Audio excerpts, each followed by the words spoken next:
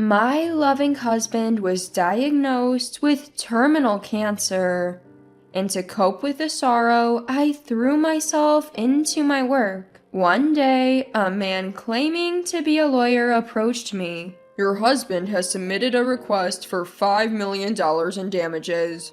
Are you having an affair while he's sick in the hospital?" The man smugly presented photos claiming to be evidence of my infidelity, but I had no idea what he was talking about. "We've already gathered evidence proving that you're the woman who's too busy dating to care for her sick husband." I was taken aback by the man's arrogant words. What could this guy possibly know about me? Feeling as if he was challenging my entire life up until now, I decided to take the man to my home to show him the truth. Along the way, I didn't forget to give a secret signal to a middle-aged woman in the neighborhood as we passed by. My name is Melissa, and I'm 27 years old. I currently run multiple web media platforms and make a living from it. What should I do about this?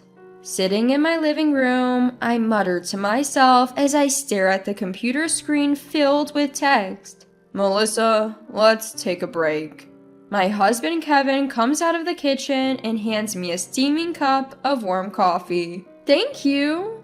I smile at my partner, who sits beside me as I accept the coffee. Kevin is not just my husband, he's also my work partner. I've always loved writing, so I started as a web writer during college. But I hit a wall after just a few months since I began without any experience.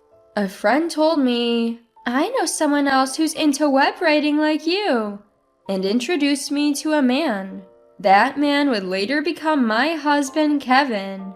Kevin also loved writing, and he'd been a writer longer than I had. So he taught me various things, from writing skills to how to get work. Initially, we were just good work colleagues, but as we spent more time together, our relationship gradually turned sweet. Before we knew it, we became indispensable to each other, transitioning from good work colleagues to beloved partners. After graduating from college, we went into business independently as web writers, and together we started to run and operate web media platforms. As our work progressed smoothly, our relationship evolved from beloved partners to one-of-a-kind family. Now, as a married couple, we mostly work from home and are always together, both for work and in our private life. When I tell this to my friends, they're surprised and ask, "Don't you get tired of being together all the time?" But whether it's because we're on the same wavelength or something else, we actually find it quite comfortable. It's probably also thanks to Kevin's calm and gentle personality. I never doubted for a second that my life with my loving husband would continue forever. One day, prompted by a friend, we decided to go for cancer screenings. We often joked that we're both so healthy, sickness isn't even in the picture. But with a friend's relative getting diagnosed with cancer, we thought this was a good time to get checked. As it turned out, I was fine, but Kevin needed further testing. By this point, a sense of unease had already set in. Kevin kept saying, "I'm fine, nothing's going to be wrong." But I couldn't shake off my worry. Then the detailed test results came back. Kevin had cancer. Moreover, the doctor told us it was at an advanced stage because it was detected late, and I collapsed right there and then. Kevin had cancer? And it's advanced? We'd had yearly checkups and nothing had ever seemed off. Sure, he had some cold-like symptoms once in a while, but Kevin always said, "I can work from home," and never really went to the doctor. If only I had noticed something back then. If only I had forced him to go to the doctor. Regrets kept flooding my mind, but then the overwhelming fear that he's going to be gone hits me, and I can't think of anything else. Kevin was admitted to the hospital immediately, and I visited him every day during my work breaks. When I came to see him, Kevin always greeted me with his calm smile. He would even happily ask about the progress of our work that we both put so much effort into. Seeing his face made me think, I have to protect this job no matter what. And even as I wiped away tears, I kept working. But every time I let my guard down, the fear that Kevin might be gone consumed me. To distract myself from the sorrow, I took on a part-time job at a nearby supermarket in addition to our web media work. Days went by like this, and a little time passed. As usual, I visited Kevin in the hospital, finished my shift at the supermarket, and was on my way home. When I get home, I need to do the web work and also clean the house. As I was walking and planning out what to do next, suddenly the world in front of me starts spinning, and I sit down in a panic. What's happening? I feel sick. My vision continues to spin and cold sweat won't stop. Feeling helpless, I sit there and suddenly hear a surprised, "Huh?" A concerned person is hurriedly approaching. A gentle hand is placed on my slumped shoulder, and a kind voice asks, "Are you all right?" Looking up, I see an unfamiliar middle-aged woman looking at me with concern. I'm feeling a bit unwell, but I'll be okay. I mumble, trying to stand up despite my spinning vision. But the woman who catches me says, "Come this way." She almost drags me along to some place. We arrive at a familiar suburban house. Where is this? Gazing vaguely at the house, the woman says, "This is my home. Rest here for a while." She takes my hand and leads me inside. Despite it being our first meeting, her warm hand oddly comforts me, and I follow her in. We sit in the living room, sipping water, and then she encourages me to lie down on the sofa. Even as I close my eyes and take a deep breath, she wets a towel in cold water, wrings it out, and places it on my forehead. She also covers me with a blanket. A little while later, my vision stabilizes and my sweating stops. Slowly sitting up from the sofa, I face the concerned woman and ask, "Can I move now?" I say thank you and then add, "By the way, I realize I never introduced myself. Sorry about that." Upon hearing this, the woman smiles with relief and introduces herself as well. Her name appears to be Laura, and she lives here with her husband. I begin to say, I also have a husband, but an image of Kevin lying in bed interrupts me. Noticing my hesitation, Laura says, "It's okay if it's hard to talk about it," and asks why I was sitting on the side of the road. Actually, my husband is sick. I slowly tell her about Kevin's illness, which I hadn't even shared with friends, and how I've been overexerting myself with work to distract from the sadness. Laura hugs me tightly as I choke up and finally shed tears, saying, "It's hard, isn't it?" She cries along with me. Later, I find out that Laura's house is very close to mine. What's more, our house is apparently known in the neighborhood as the wealthy couple's house due to its size. Chuckling to myself, I suddenly remember, when I used to walk around the neighborhood with Kevin, people would often strike up friendly conversations with us. It feels like things have become distant since Kevin got hospitalized. Laura tells me, "People thought you two had separated and didn't know how to approach you." Through meeting Laura, my days slowly started to change. I get to know the neighbors I'd previously avoided, and we start gathering at our houses for tea. And every time I struggle to watch Kevin's health deteriorate, Laura is always there to touch my hand and encourage me with her warm touch. Then one day, Kevin receives permission for a temporary return home, marking a long-awaited moment. A temporary return home. These words signal the last moments we'll get to spend with Kevin. I decided to make the most of this time and fill it with smiles. "So, Kevin, now that you're home, is there anything special you want to do?" First thing he says, I'd like to see Laura. While Kevin was hospitalized, I had told him how Laura and the neighbors had been taking good care of me during my daily visits. To fulfill Kevin's wish, I let Laura know we'd be stopping by. On our way, a quick glance at Kevin revealed a certain resolve in his face as he stared straight ahead. We arrive at Laura's, who welcomes us with her ever-present warm smile. She takes Kevin's hand and says, "You really are loved." Her eyes meeting mine as she smiles. Feeling a bit embarrassed, I tell Kevin, "Well, you know." Our eyes meeting, his face a mix of laughter and tears. During a break in the conversation, as I'm about to head back to the living room from the restroom, I overhear Kevin's earnest voice from the other side of the door. I listen closely and realize he's talking about me. "Please look after Melissa when I'm gone." Hearing those words, I felt a stinging pain at the back of my nose and realized tears were falling. So that's why Kevin wanted to come here. Hearing Laura's gentle, "Of course," I couldn't stop my tears.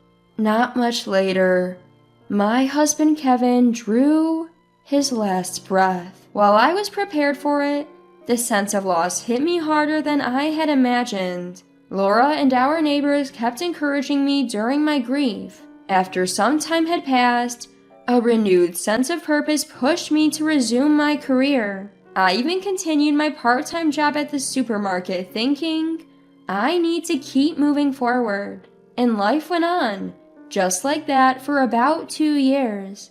As I finished my shift at the supermarket, stretching my tired body, a voice came from behind. "Excuse me." Startled, I turned around to see a serious-looking man wearing glasses. Did he lose his way? Without much thought, I asked, "Can I help you?" Clearing his throat, the man smiled softly and spoke. "I apologize for the sudden intrusion. I'm a lawyer. You're Melissa, correct? May I speak with you?" A lawyer? What could he possibly want with me? Though I was puzzled, I agreed to listen. "Sure. You see, your late husband Kevin has left you a settlement of $5 million. I was surprised when the man claiming to be a lawyer mentioned Kevin's name. Even more startling was the word compensation, almost causing me to drop the bag I was holding. What? No, there must be some mistake. "Ma'am, we have all the evidence. While your husband is in the hospital, you've been having an affair, haven't you?" The man, smirking, started to talk and pulled out his smartphone. He showed me a photo. What is this? The photo showed a man and a woman, arms linked, walking away from the camera. I must admit, the woman in the photo bears a slight resemblance to me, but it's definitely a case of mistaken identity. That's not me, and I don't know that man. Besides, my husband passed away 2 years ago. I laid out the facts and was about to walk away when the man suddenly raised his voice to stop me. "Lies about him being dead won't work. We already know you've been dating around while neglecting your sick husband." I was stunned. I remember the days when I was rushing to Kevin's hospital every day and working nonstop. What could this guy possibly know about me? I wondered, isn't it common sense for a real lawyer to offer a business card? And shouldn't he have notified me through documents or a phone call rather than meeting me in person? I shook my tired head and stared at that man. He wasn't going to back down. Realizing we wouldn't reach a conclusion, I decided it would be quicker to just show him, "Please come this way." I invited the man into my home. In hindsight, it was a bold move, but I felt emotionally charged, like he was negating my entire life. As I walked home with the man, I crossed paths with Laura, who was holding a shopping bag. Laura looked surprised, but understood something when I raised my palm. She acknowledged and returned the gesture. I opened the front door and ushered the man inside. Clearly thinking he'd successfully manipulated me, the man enthusiastically said, "Let's discuss the paperwork inside." Ignoring him, I led the way to a certain room. Please come in. It was a room with a memorial altar. Pictures of a smiling Kevin, back when he was healthy, were displayed on it. Wait, he really is dead? My husband is no longer in this world, so your claim for compensation is simply impossible. Internally, I add, he would never have done such a thing even if he were alive. Noticing a man claiming to be a lawyer out of the corner of his eye, he mutters under his breath with a pale face, "That's not what I heard. This can't be right." He then casually pulls out his mobile phone to check something. I subtly peek at the screen of the mobile phone from behind, and there I see a photo of a vibrant Kevin, taken before his battle with illness. What's the meaning of this? The fact that this man has a photo of my loved one unnerves me, and I speak in a low voice. The man starts talking hastily, as if making an excuse. According to him, he purchased information about me and Kevin, who were known as a wealthy couple in the neighborhood, from a man claiming to be an informant. His intention was to scam us. The information said, the husband of the wealthy couple is in the hospital. The wife is emotionally vulnerable. Moreover, the informant had tried to squeeze more money out of the man by feeding him a lie that your wife is cheating on you, even providing fake evidence photos to back up the claim. I had no idea he was dead. That guy tricked me. The irony of the scammer himself being scammed leaves me sighing in disbelief. Then the man who had been mumbling to himself stands up straight and looks at me with a creepy smile, saying, "Well, if I'm caught, I'm caught." A shiver runs down my spine, and I break into a cold sweat.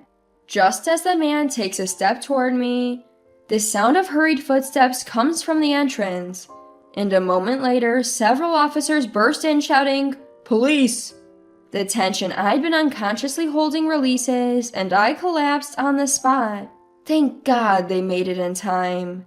I think back to the moment when I crossed paths with Laura on the street a few minutes earlier.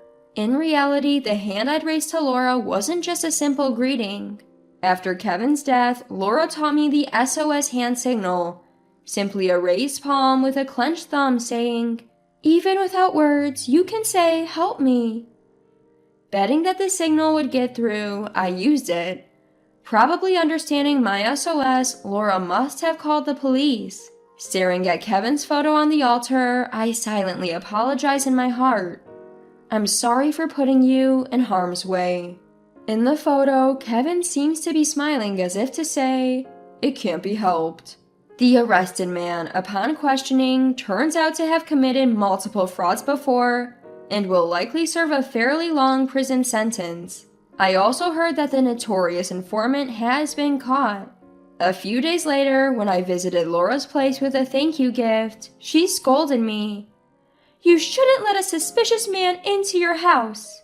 Laura had noticed my SOS and was going to intervene, but decided it was better to let the police handle it. Then she gently taps me on the head, as if to imprint her words, "Kevin asked me to look out for you, so please don't do anything dangerous from now on."